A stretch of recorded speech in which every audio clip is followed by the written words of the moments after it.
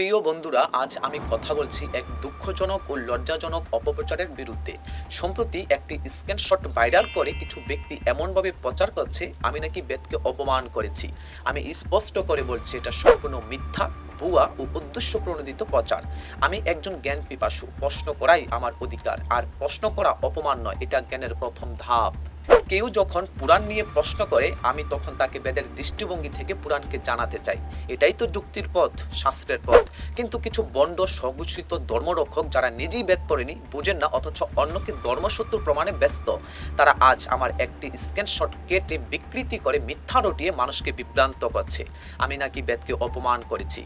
আমি বেদকে অপমান করিনি, আমি বেদের দৃষ্টিতে পুরাণকে জানাতে চেয়েছি। তাদের বন্ডামি ও অশিক্ষার জবাব আমি যুক্তি দিয়ে দেব, চরিত্র হরণ করে নয়।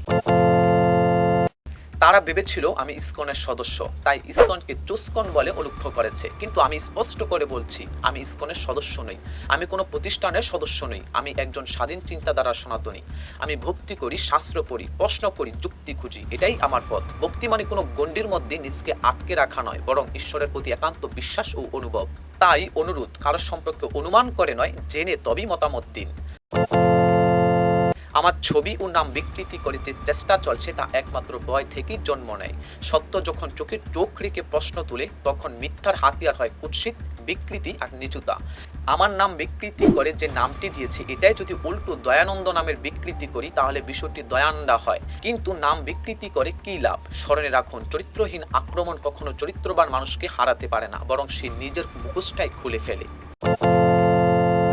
আমি নিজেই স্বয়ং বিধর্মীদের বেদে পৃথিবীর আকৃতির বৈজ্ঞানিক ভুল এমন অভিযোগের বিধুবার্তা দিয়ে প্রতিবাদ করেছি।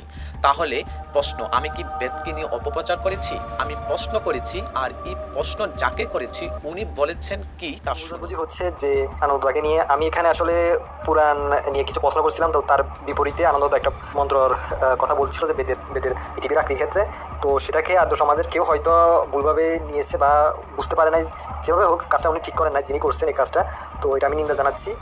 এখানে আমাদের পার্সোনাল চ্যাটে কী হয়েছে এটা কিন্তু উনি জানেন না। তো উনি খামাখায় এইভাবে এটা প্রকাশ করা উচিত হয় নাই আনন্দদাকে নিয়ে।